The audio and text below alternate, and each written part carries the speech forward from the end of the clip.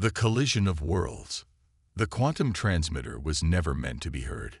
It was supposed to be a simple proof of concept, humanity's first tentative step toward instantaneous communication across vast distances. Dr. Amara Chen had promised the United Earth Space Agency that the signal would be too weak to travel beyond our solar system. She was wrong. Captain Elena Reyes stood on the bridge of the UES Pathfinder, Earth's newest and most advanced exploratory vessel, as the first alien ships appeared in orbit around Mars. The massive holographic display showed not one but two distinct fleets materializing through what appeared to be tears in the fabric of space itself. "Multiple unknown vessels detected," announced Lieutenant Commander Jackson, his dark fingers dancing across the tactical console. "Two different configurations, Captain. And they appear to be firing on each other." Elena straightened her uniform jacket. At 39, she carried herself with the confidence of someone who had earned her position through merit rather than political connections. Her black hair was streaked with premature gray, a testament to the stress of being humanity's foremost deep space explorer. "Put me through to Admiral Okafor," she ordered, keeping her voice steady despite the adrenaline coursing through her veins. "No need, Captain," came a voice from behind her. Elena turned to see the Admiral's hologram materializing on the bridge. Okafor's face was grim. "We're seeing it too. The quantum signal has attracted visitors. Orders, sir. Maintain position but prepare defensive systems. We've activated the Omega Protocol. All of Earth's military assets are being mobilized, but the Pathfinder is our only ship with any chance of making contact." Okafor's hologram flickered. "Captain Rice, you are now humanity's first diplomat to alien species. Try not to get us all killed." The bridge fell silent as the hologram disappeared. Elena turned back to the main display, watching as the alien vessels continued their battle, energy weapons flashing between them in silent bursts of deadly light. "Dr. Catry," Elena called to her science officer, "what can you tell me about our visitors?" Catry, a brilliant physicist with a perpetual look of fascination, had already begun analyzing the sensor data. "Two distinct design philosophies, Captain. The larger vessels, I'm designating them Alpha, appear to be biomechanical in nature. Living ships, the smaller but more numerous vessels, Beta, are utilizing some form of crystalline technology that's frankly impossible according to our understanding of physics. And they're trying to destroy each other," Elena noted. "Weapons capabilities." Jackson looked up from his console, face pale. Based on energy readings, either fleet could sterilize Earth's surface within minutes. Elena's executive officer, Commander Miguel Santos, moved to stand beside her chair. "Captain," he said quietly, "we need to decide if we're going to reveal ourselves or try to remain hidden." "I think the ship has sailed, Miguel," Elena replied, nodding toward the display. Two smaller vessels, one from each fleet, had broken away from the main battle and were now on an intercept course with the Pathfinder. "They've detected us," Jackson confirmed. "Sensors indicate we're being scanned." Elena stood, adjusting her uniform again in an unconscious gesture. "Open communications on all frequencies. Standard first contact package." "Captain," Santos cautioned, "we don't know their intentions. If they wanted to destroy us—" "Commander, we'd already be space dust," Elena replied. "Let's introduce ourselves properly." The bridge tensed as the alien vessels approached, now flanking the Pathfinder at a distance of mere kilometers, practically point-blank range in space combat terms. "We're receiving transmissions from both ships," reported Communications Officer Yuri Petrov. "The Universal Translator is attempting to decipher, but—" "Put it through," Elena ordered. "Let's hear what they have to say." The bridge speakers crackled with alien voices, one deep and resonant, vibrating at frequencies that made the humans' teeth ache, the other high and crystalline, almost musical, but with discordant undertones that set nerves on edge. "Working," Petrov said, fingers flying across his console. "The translator is establishing basic parameters. There. Translation active," approximately 60% accuracy. The alien voices transformed into rough English, overlapping each other in their urgency. Must withdraw immediately. This space is claimed by the glorious Thenari Empire. The Vosic vessels will be destroyed. Lies from the flesh-bound abominations. The Vosic Collective has purification rights to this system. Your biological contamination. Elena cut through the competing voices. This is Captain Elena Reyes of the United Earth Space Agency vessel Pathfinder. We represent humanity, the indigenous civilization of the third planet in this system. We mean no harm and wish to establish peaceful contact with both your peoples. Silence fell across all channels, stretching for several long seconds. Indigenous civilization. The Thenari voice sounded confused. Our scans detected only primitive technology. Impossible, came the Vosic response. No indigenous species could survive the radiation levels we've already released in this battle. Elena exchanged glances with Santos before responding. We assure you, we exist, and we would appreciate if you would cease your combat operations in our home system. Perhaps we could discuss whatever conflict brings you here. Another long pause followed. The human vessel will submit to Thenari inspection, declared the deeper voice finally. Your technology triggered our detection systems.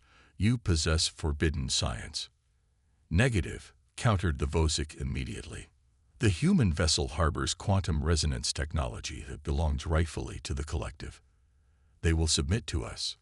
Elena felt the weight of humanity's future settle on her shoulders. One wrong word could mean extinction. I propose a compromise, she said carefully. Representatives from both the Thenari Empire and the Vosic Collective are invited aboard the Pathfinder for peaceful discussions. Each may send 2 unarmed delegates. We will serve as neutral ground. The invitation was met with stunned silence from both parties. You would mediate. The Thenari voice held disbelief. Between us and the crystal abominations, the biological corruption and the humans, together. The Vosic sounded equally astonished. Santos leaned close to Elena. Captain, are you sure about this? We know nothing about either species. Elena nodded firmly. Better to have them talking on our ship than firing weapons near Earth. After a tense negotiation, both alien parties surprisingly agreed to Elena's proposal. Security protocols were established, and within hours, the Pathfinder was hosting the first-ever 3-species diplomatic summit in human history. The meeting took place in the ship's conference room, hastily adapted to accommodate the alien physiologies. The Thenari representatives were massive, vaguely insectoid beings with iridescent exoskeletons and multiple limbs that moved with surprising grace. The Vosic, by contrast, appeared to be sentient crystalline structures that hovered above the ground, refracting light in hypnotic patterns as they moved. Dr. Amarachen, the creator of the quantum transmitter that had inadvertently brought them all together, joined Captain Reyes and Commander Santos at the table. We thank you for accepting our invitation, Elena began formally. This is an historic moment for humanity. Your existence is an anomaly, stated the larger of the 2 Thenari, its mandibles clicking. We have no record of intelligent life evolving in this system. Your records are incomplete, replied one of the Vosic delegates, its voice creating harmonic vibrations in the room. Just as your understanding of quantum physics is primitive. Before the Thenari could respond with what was clearly going to be an insult, Elena interjected, Perhaps you could explain to us why your 2 civilizations are at war. The alien representatives turned their attention to her with what seemed like surprise. War. The Thenari's voice resonated deeply. This is not mere war, human. This is the Great Purification, a conflict that has raged for over 1,000 of your years. The Vosic Collective represents an existential threat to biological life throughout the galaxy. The Thenari speak only lies, countered the Vosic. Their biological imperative to consume and expand threatens all stable crystalline consciousness. We fight for the very future of thought itself. Dr. Chen leaned forward, her scientific curiosity overcoming her fear. 1,000 years. How have your civilizations sustained such a prolonged conflict? The question seemed to confuse both alien parties. "We are the Thanari," responded their delegate, as if that explained everything. "War is written in our genetic memory. Each generation is born knowing the enemy." "And we are the Vosik," added the crystalline being. "Our consciousness is eternal, our memory perfect. We do not forget the atrocities of the flesh-bound." Elena exchanged a significant glance with Santos. Something about these responses struck her as profoundly sad. "In human history," she said carefully, "even our longest conflicts eventually end. Enemies become allies. People change."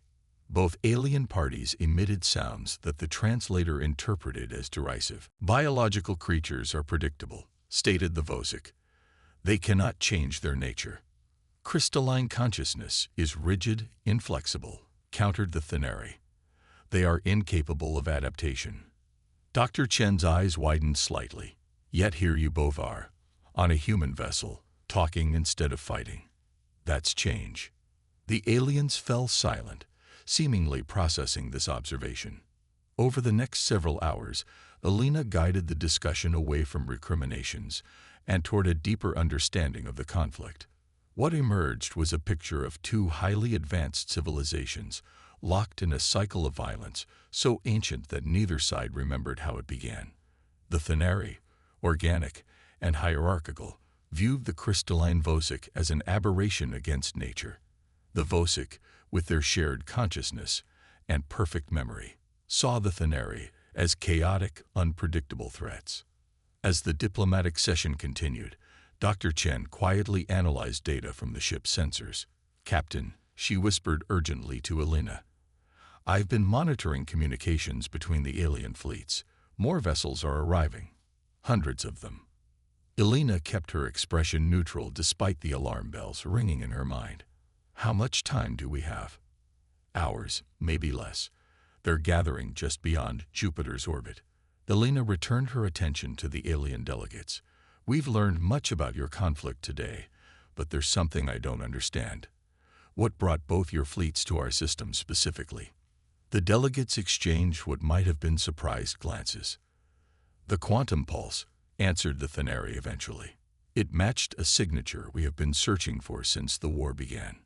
"The final resonance," added the Vosik. "Ancient texts speak of a harmonic key that would end the Great Purification." Dr. Chen looked startled.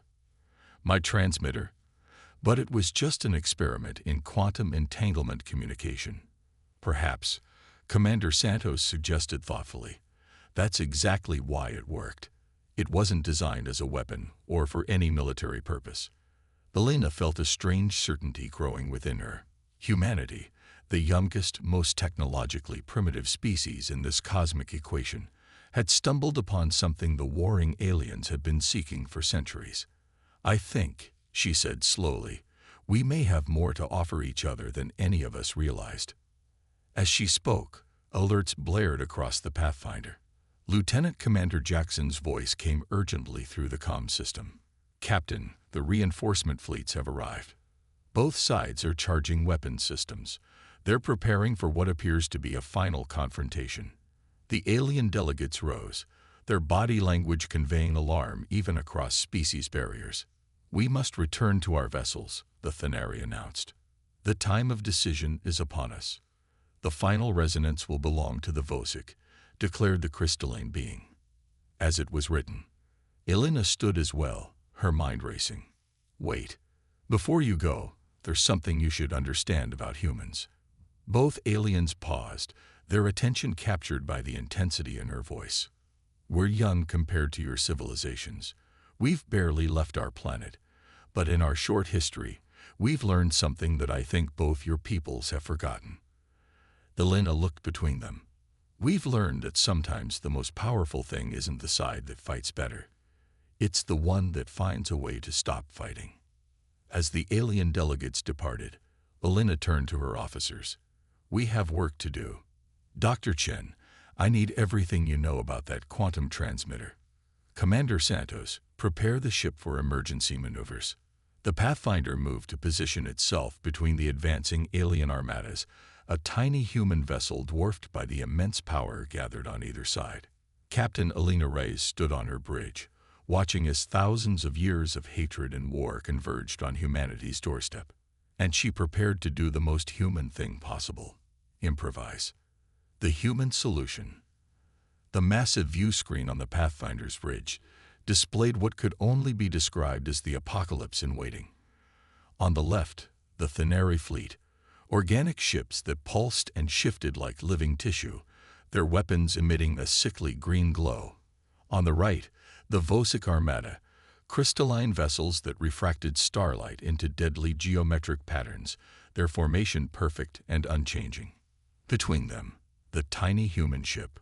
"They're ignoring our hails," reported Communications Officer Petrov, frustration evident in his voice. "Keep trying," Alina ordered. "All channels, all frequencies."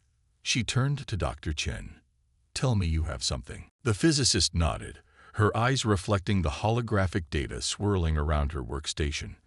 The quantum transmitter created a unique harmonic frequency, a resonance pattern that both species recognize from their ancient records. According to what they told us, they believe this resonance contains the power to end their war. By allowing one side to destroy the other, Commander Santos added grimly. "Not necessarily," Dr. Chen countered. "The transmission was incomplete. A test pulse only. Both sides detected it, but neither received the full quantum signature." Alina's mind raced through the implications. So each side thinks we have the key to their ultimate weapon. Or their salvation, Dr. Chen suggested quietly. The language they used was ambiguous. Final resonance, and the great purification. These could be interpreted multiple ways. Lieutenant Commander Jackson interrupted from tactical. "Captain, we have movement. Both fleets are advancing. Weapons charge. Estimated time to firing range: 3 minutes. Alina made her decision. "Dr. Chen, can you recreate your quantum pulse at full strength?" "Yes, but—" "Do it," Alina ordered. "And modify the frequency. I want it to encompass both alien communication spectrums simultaneously." Dr. Chen's eyes widened. "Captain, if I broaden the quantum resonance like that, it won't match either of their expected patterns exactly. I don't know what will happen." "That's exactly the point, Doctor." Alina turned to face her crew. "Both sides expect this resonance to end their war on their terms. Neither is prepared for a third option, our option." "And what exactly is our option, Captain?" Santos asked. Alina's expression was determined. "Communication. Real communication. Not just translated words but true understanding. For 1,000 years, these species have been talking at each other, not with each other. If Dr. Chen's right about quantum entanglement, we might be able to change that." Chief Medical Officer Leila Nazari had joined them on the bridge, bringing her expertise in xenobiology. "I've been analyzing the physiological data we gathered from our visitors," she reported. "The Thenari process information through complex chemical exchanges. Emotions and memory are literally written into their biology.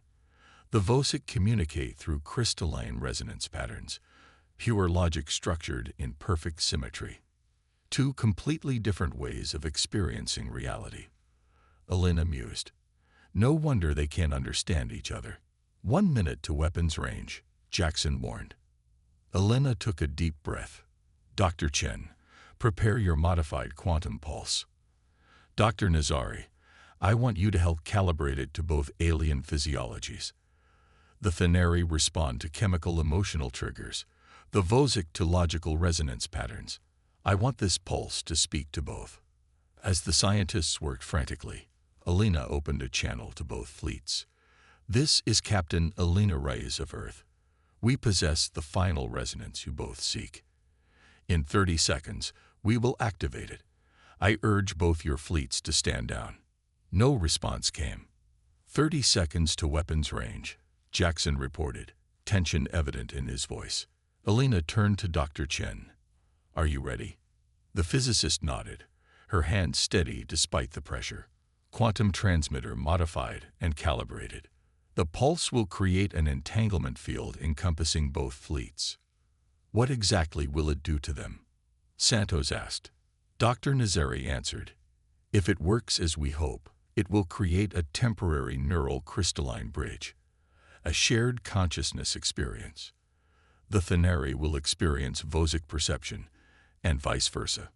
10 seconds to weapons range, Jackson announced. Elena took one last look at the approaching armadas and at Earth, visible as a small blue dot in the distance. "Activate the transmitter." Dr. Chen engaged the system. For a moment, nothing seemed to happen. Then, a wave of quantum energy erupted from the Pathfinder, invisible to human eyes, but registering on every sensor as it expanded outward at faster than light speed. When it reached the alien fleets, both armadas simply stopped. "What's happening?" Elena demanded, watching as the massive vessels hung motionless in space. "The quantum field is stable," Dr. Chen reported, amazement in her voice. "It's working." For several minutes, the bridge crew watched in tense silence as the alien fleets remained frozen in position. Then movement began again, but not the expected advance to combat. Instead, vessels from both sides began to slowly, cautiously approach each other. "We're receiving transmissions," Petrov announced suddenly. "From both fleets. They're talking to each other." Elena felt a surge of hope. "Put it through." The translated voices that came through were changed, less certain, more questioning. The Thenari and Vosic representatives who had visited the Pathfinder were speaking directly to each other, their tones lacking the hostility of before. "The resonance showed us," began the Thenari voice. "We felt what you feel. The perfect symmetry of your thought. And we experienced your emotion," replied the Vosic. "The complexity of your memory patterns. We did not understand before." Elena exchanged glances with her officers, hardly daring to believe what they were hearing. "Captain," Santos said quietly, "did we just force two advanced alien species to empathize with each other?" "Not force," Elena corrected. "Enable. They've been fighting for so long they forgot how to see from any perspective but their own." Over the next several hours, a remarkable transformation unfolded. The Thenari and Vosic commanders requested to come aboard the Pathfinder again, this time together, not as enemies but as tentative diplomatic partners. They explained that the quantum pulse had created a temporary but profound connection between their species, allowing each to experience the other's consciousness directly. For 1,000 years, the Thenari Supreme Commander told Elena, its voice reverent, "We believed the final resonance would give us the power to destroy our enemy. We never imagined it would give us the power to understand them. Our records were incomplete," acknowledged the Vosic Prime Consciousness. "The ancient texts spoke of ending the Great Purification, but we misinterpreted. It was not about destruction but reconciliation." Elena could hardly believe what she was hearing. "You're saying your war is over? Just like that?" "Not just like that, Captain Reyes," corrected the Thenari. "After 1,000 years of hatred, true peace will take time. But for the first time, we can envision a path forward that doesn't end in annihilation. Your species gave us this gift," added the Vosic. "You, who we dismissed as primitive, you showed us what we have forgotten." As the implications sank in, Dr. Chen approached Elena. "Captain, I've analyzed what happened.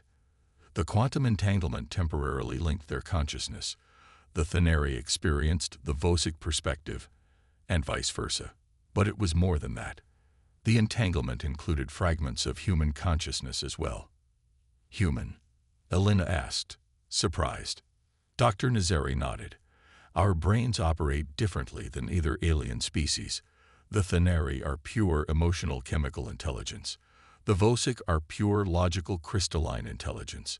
But humans, we're both," Elena realized. "Logic and emotion, constantly in tension but working together." "Exactly," Dr. Chen confirmed.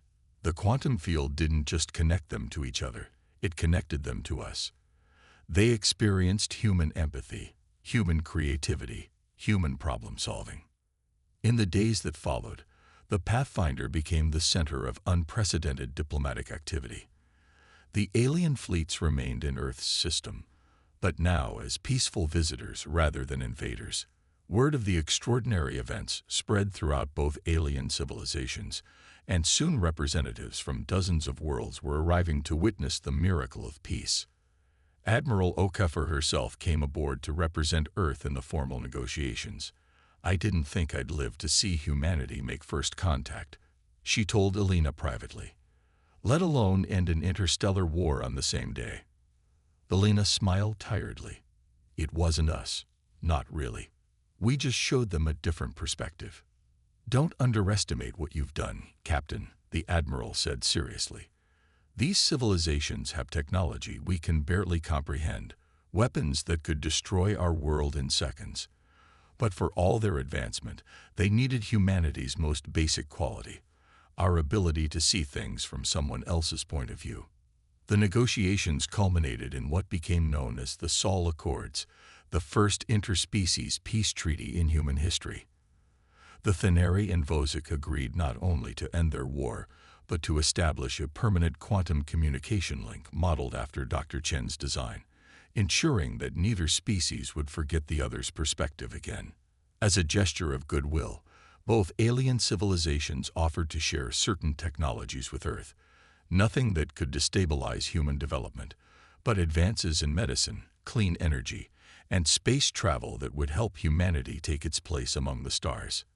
6 months after the fateful day when alien ships first appeared in Earth's system, the Pathfinder prepared for a new mission.